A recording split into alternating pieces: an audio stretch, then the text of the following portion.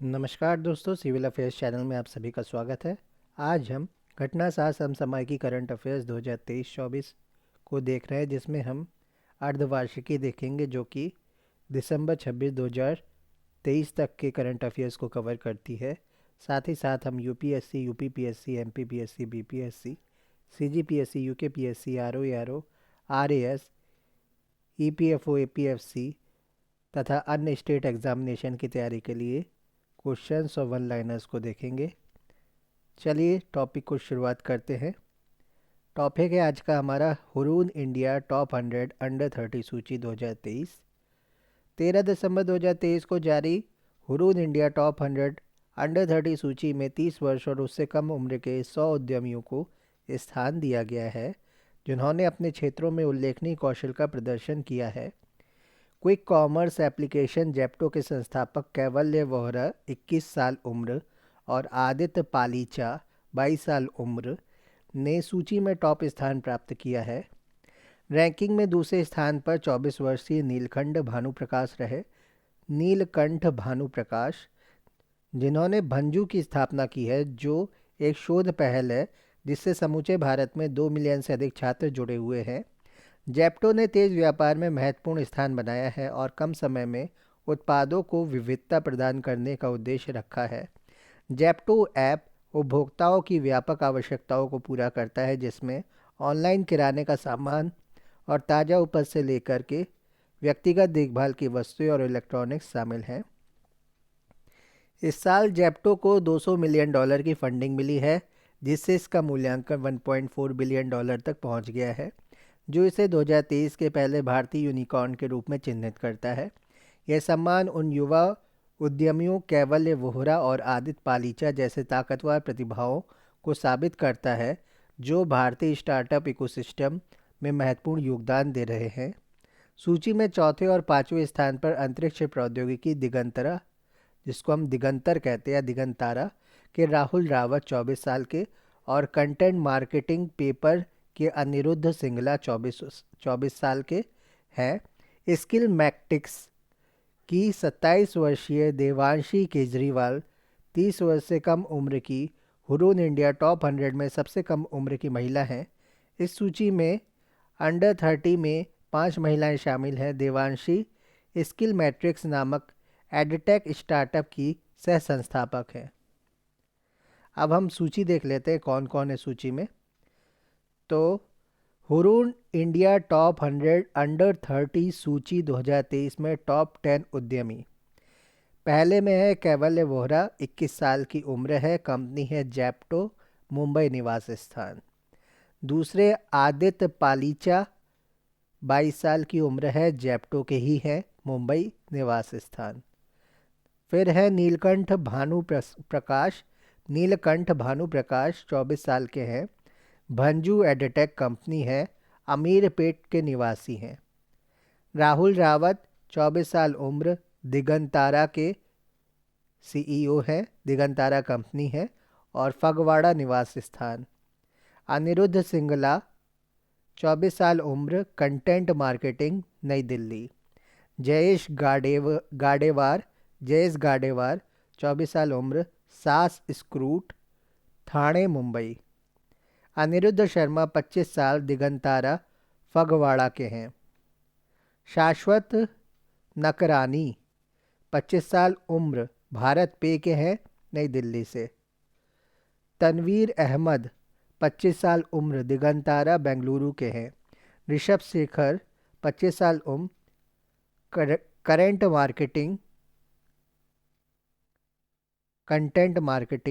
Marketing Ghaziabad के हैं। अब आगे देखते हैं भारत बांग्लादेश के बीच अगरतला अखाउरा रेल लिंक का उद्घाटन। तो अगरतला अखाउरा, त्रिपुरा की राजधानी अगरतला, अखाउरा बांग्लादेश में पड़ता है। रेल लिंक का उद्घाटन किया गया 1 नवंबर 2023 को। भारत के प्रधानमंत्री नरेंद्र मोदी और बांग्लादेश की प्रधानमंत्री शेख हसीना ने त्रिपुरा व बांग्लादेश के बीच एक नए रेल लिंक का उद्घाटन किया, संयुक्त रूप से वीडियो कॉन्फ्रेंसिंग के द्वारा किया। अगरतला त्रिपुरा और अखाउरा बांग्लादेश के बीच रेल लिंक पूर्वोत्तर भारत व बांग्लादेश के बीच पहला रेल लिंक है। इस रेल मार्ग से त्रिपुरा से कोलकाता के बीच वाया ढाका जाने से समय की 10 घंटे की बचत होगी। भारत सरकार की आर्थिक सहायता से शुरू किए गए 12.24 किलोमीटर इस डबल गेज रेल लिंक में 6.78 किलोमीटर लंबा रेल लिंक बांग्लादेश में है और 5.46 किलोमीटर लंबी रेल लाइन त्रिपुरा में है। पश्चिमी त्रिपुरा में निश्चिंतपुर इस मार्ग पर इंटरनेशनल इमिग्रेशन सेंटर के रूप में कार्य करेगा। कौन सी जगह? निश्चिंतपुर। 2 अन्य परियोजनाओं का उद्घाटन दोनों प्रधानमंत्रियों द्वारा वर्चुअल तरीके से 1 नवंबर को किया गया, जिसमें 65 किलोमीटर लंबी खुलना मोंगला पोर्ट रेल लाइन और बांग्लादेश के रामपाल में मैत्रीय सुपर थर्मल पावर प्लांट के यूनिट 2 शामिल हैं। 1320 मेगावाट की सुपर थर्मल पावर प्लांट की स्थापना भारत के एनटीपीसी और बांग्लादेश के पावर डेवलपमेंट बोर्ड द्वारा मिलकर भारत की मदद से ही की गई। भारत मालदीव से अपने सैन्य कर्मियों को बुलाने के लिए सहमत। भारत मानवीय कार्यों पर काम करने के लिए मालदीव में तैनात लगभग 75 भारतीय सैनिक कर्मियों को वापस बुलाने के मालदीव की नई सरकार के अनुरोध पर सहमत हो गया है। मालदीव के राष्ट्रपति मोहम्मद मुइज़्ज़ू ने दुबई में COP28 जलवायु शिखर सम्मेलन के मौके पर प्रधानमंत्री नरेंद्र मोदी से मुलाकात के 2 दिन बाद 3 दिसंबर 2023 को यह बात कही। भारत ने मालदीव को 2010 और 2013 में 2 हेलीकॉप्टर और 2020 में एक छोटा विमान डॉर्नियर एयरक्राफ्ट और ध्रुव हेलीकॉप्टर दिए हैं उपहार में। इन विमानों का प्रयोग राहत एवं बचाव कार्यों में और चिकित्सा आपात स्थितियों में किया जाना था। साल 2021 में मालदीव के सुरक्षा बलों ने कहा कि इन हेलीकॉप्टरों और विमानों को संचालित करने के लिए लगभग 75 भारतीय सैनिकों को मालदीव में मौजूद रहना है। भारतीय सैनिक 2013 से मालदीव के लामू और आहू द्वीपों में तैनात हैं। वर्तमान में डॉर्नियर 228 समुद्री गश्ती विमान और 2 HAL हेलीकॉप्टर ध्रुव हेलीकॉप्टर के साथ लगभग 75 भारतीय सैनिक मालदीव में तैनात हैं। मालदीव के राष्ट्रपति मोहम्मद मुइज़्ज़ू, जो 30 सितंबर 2023 को संपन्न चुनाव में इब्राहिम मोहम्मद सोलिह के स्थान पर नए राष्ट्रपति चुने गए थे तथा जो शुरू से ही चीन के पक्षधर तथा भारत विरोधी विचारधारा के लिए जाने जाते हैं, इन्होंने इंडिया आउट कैंपेन की शुरुआत की थी, ने 17 नवंबर 2023 को शपथ ग्रहण करने के 24 घंटे के भीतर मालदीव में तैनात भारतीय सैन्य कर्मियों को वहां से वापस बुलाने का औपचारिक अनुरोध भारत सरकार को किया था। उन्होंने कहा कि भारत की जनता से यह अनुरोध करने के लिए एक मजबूत जनादेश दिया है। उन्होंने कहा कि मालदीव की जनता ने यह अनुरोध करने के लिए एक मजबूत जनादेश उनको दिया है। अगला है भूटान नरेश की भारत यात्रा। अब भूटान में भी चुनाव हो चुके हैं और भारत के पक्ष वाली सरकार बन चुकी है। भूटान नरेश जिग्मे खेसर नामग्याल वांगचुक ने अपने देश के उच्च स्तरीय शिष्टमंडल के साथ भारत की आधिकारिक यात्रा 3 से 10 नवंबर 2023 को संपन्न की। नई दिल्ली में प्रधानमंत्री श्री नरेंद्र मोदी के साथ भूटान नरेश की वार्ता 6 नवंबर को हुई। द्विपक्षीय सहयोग के साथ साथ आपसी महत्व के क्षेत्रीय व वैश्विक मुद्दों पर चर्चा वार्ता में की गई। दोनों नेताओं के बीच अप्रैल 2023 में हुई पिछली बैठक के बाद आपसी भागीदारी में हुई वृद्धि पर संतोष दोनों पक्षों ने व्यक्त किया। भूटान की 12वीं पंचवर्षीय योजना 2018 से लेकर 2023 की परियोजनाओं के लिए भारत द्वारा समय से जारी की गई वित्तीय सहायता के लिए धन्यवाद भूटान की ओर से दिया गया। भूटान में 1020 मेगावाट की पुनात सांगछू सेकंड जल विद्युत परियोजना के निर्माण की प्रगति पर दोनों पक्षों ने संतोष व्यक्त किया। असम के कोकराझार और भूटान के गेलेफू के बीच रेल लिंक के लिए लोकेशन सर्वे का काम शुरू करने पर सहमति बनी। भूटान के international big cat alliance IBCA में शामिल होने के निर्णय का भारत ने स्वागत किया। तीसरे देश के लोगों के प्रवेश के लिए असम में डारंगा और भूटान में सामद्रुप जोंगखार में इमिग्रेशन चेक पॉइंट के लिए सहमति दोनों पक्षों में बनी। भूटान के छात्रों के लिए असम के मेडिकल कॉलेज में सीटें बढ़ाने के लिए भी वार्ता में सहमति बनी। केंद्रीय विश्वविद्यालय संशोधन विधेयक 2023 संसद से पारित। राज्यसभा ने 14 दिसंबर 2023 को केंद्रीय विश्वविद्यालय संशोधन विधेयक 2023 सेंट्रल यूनिवर्सिटी अमेंडमेंट बिल 2023 को मंजूरी दे दी। लोकसभा ने 4 दिसंबर को ही इस विधेयक को पारित कर दिया था। विधेयक केंद्रीय विश्वविद्यालय अधिनियम 2009 में संशोधन करेगा, जो विभिन्न राज्यों में शिक्षण और अनुसंधान के लिए केंद्रीय विश्वविद्यालय स्थापित करता है। इस विधेयक का उद्देश्य जनजातीय कला, संस्कृति और रीति रिवाजों के साथ साथ तकनीकी सुधार में शिक्षा और अनुसंधान की सुविधाएं देना है। विधेयक में तेलंगाना में एक केंद्रीय जनजातीय विश्वविद्यालय स्थापित करने का प्रावधान है। इसका नाम समक्का सरक्का सेंट्रल ट्राइबल यूनिवर्सिटी रखा जाएगा। यह मुख्य रूप से भारत की जनजातीय आबादी के लिए उच्च शिक्षा और अनुसंधान सुविधाओं को अवसर प्रदान करेगा। शिक्षा मंत्री धर्मेंद्र प्रधान के अनुसार विश्वविद्यालय भारत के जनजातीय समुदायों से संबंधित मामलों पर शोध का केंद्र होगा। मंत्री धर्मेंद्र प्रधान ने उच्च शिक्षा संस्थानों में ड्रॉप आउट पर भी बातचीत की। उन्होंने कहा कि सरकार ने पिछले 5 वर्षों में ड्रॉप आउट करने वालों का विश्लेषण किया है। विश्लेषण के अनुसार सामान्य वर्ग में 1.53%, ओबीसी वर्ग में 1.51%, एससी में 1.47% और 1.29% अनुसूचित जनजातियों के छात्रों की स्कूल छोड़ने की दर पिछले 5 वर्षों में रही है।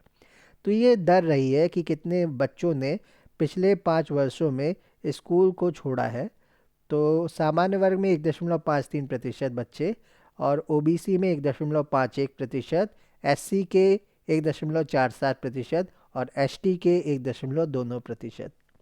नीति आयोग की पहली डेल्टा रैंकिंग 2023 जारी।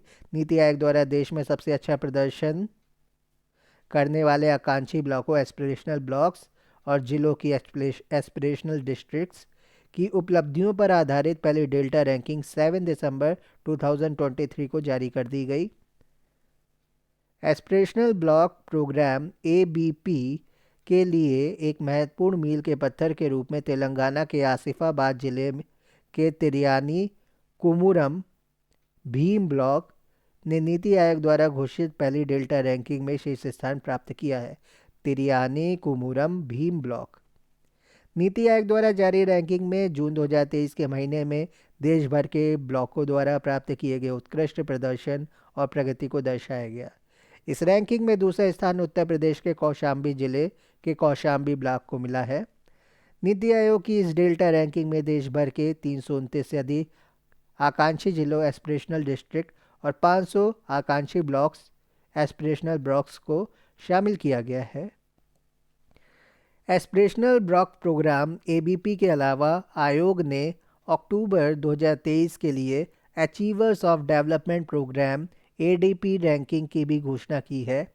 इस पहल में ओडिशा के रायगढ़ जिला और बिहार के जमुई जिले ने क्रमशः पहला और दूसरा स्थान प्राप्त किया। तो उड़ीसा का रायगढ़ पहले पर और दूसरे पर बिहार का जमुई जिला। विषयगत और समग्र श्रेणियों में शीर्ष प्रदर्शन करने वाले ब्लॉक और जिलों को वर्चुअल कार्यक्रम में सम्मानित किया गया। कार्यक्रम के दौरान एक अनोखी पहल का अनावरण किया गया, जहां एबीपी और एडीपी के शीर्ष रैंकर्स को नीति आयोग में वॉल ऑफ फेम पर प्रदर्शित किया जाएगा। वॉल ऑफ फेम आकांक्षी ब्लॉकों और जिलों द्वारा अपने संकेतकों में सुधार करने और उल्लेखनीय प्रगति हासिल करने के लिए किए गए प्रयासों और परियोजनाओं के लिए एक प्रमाण पत्र के रूप में कार्य करेगा। भौगोलिक दृष्टि से ब्लॉकों को 6 क्षेत्रों जोनों में विभाजित करते हुए प्रत्येक जोन या क्षेत्र से 2 ब्लॉकों को रैंकिंग दी गई है। जोन 1 में पहाड़ी और पूर्वोत्तर राज्यों के साथ साथ द्वीप भी शामिल हैं। जोन 2 में उत्तर भारत के राज्य, जोन 3 में दक्षिण भारत और जोन 4 में पश्चिम भारत, जोन 5 में मध्य भारत और जोन 6 में पूर्वी भारत शामिल है। जोन 1 में पहाड़ी और पूर्वोत्तर राज्यों के साथ साथ द्वीप भी शामिल हैं।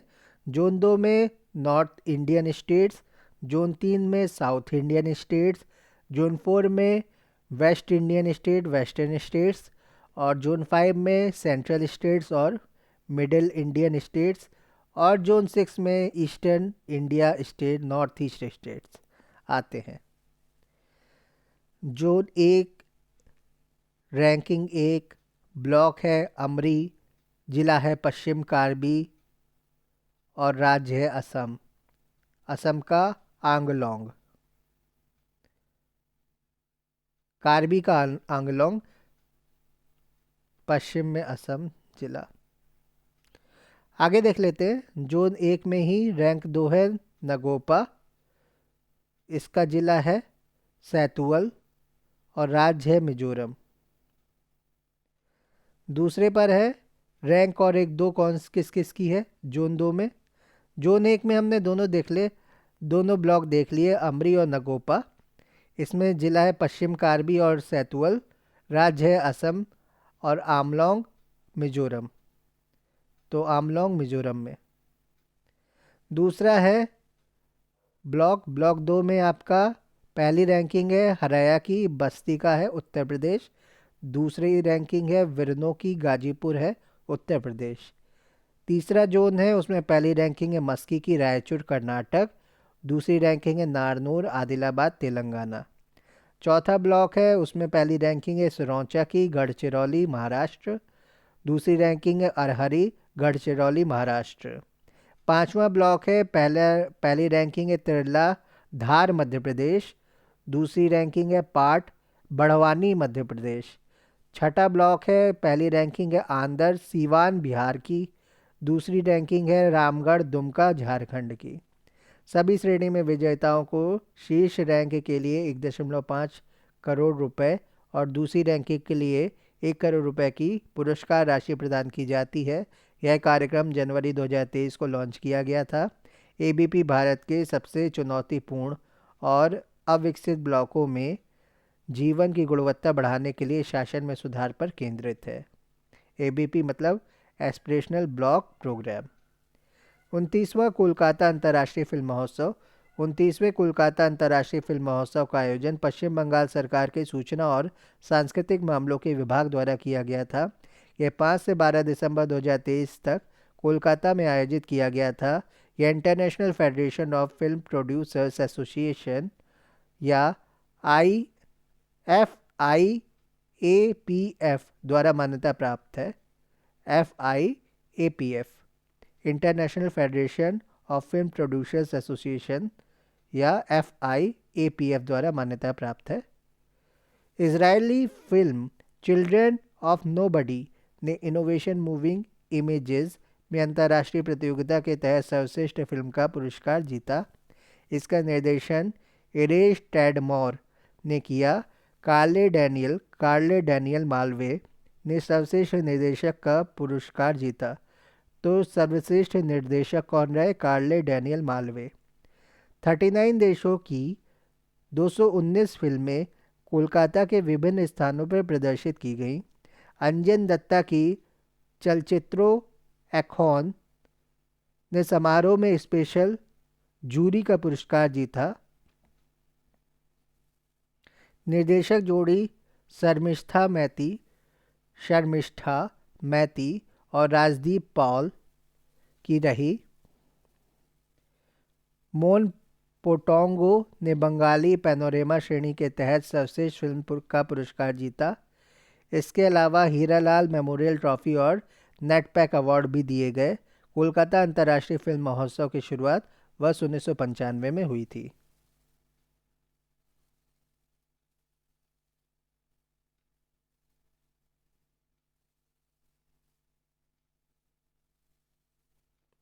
भारत का 54वां अंतर्राष्ट्रीय फिल्म महोत्सव। आयोजन स्थल पणजी गोवा। आयोजन तिथि 20 से 28 नवंबर 2023। महोत्सव की उद्घाटन फिल्म कैचिंग डस्ट निर्देशक स्टुअर्ट गैट।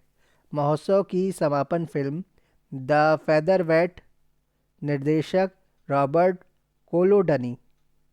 अंतर्राष्ट्रीय ज्यूरी के अध्यक्ष भारतीय फिल्म निर्माता निर्देशक शेखर कपूर रहे। फिल्म पुरस्कार के साथ दी जाने वाली ट्रॉफी स्वर्ण अथवा रजत मयूर, स्वर्ण रजत मयूर ये 2 ट्रॉफी हैं। एक गोल्ड की एक सिल्वर की मयूर ट्रॉफी है।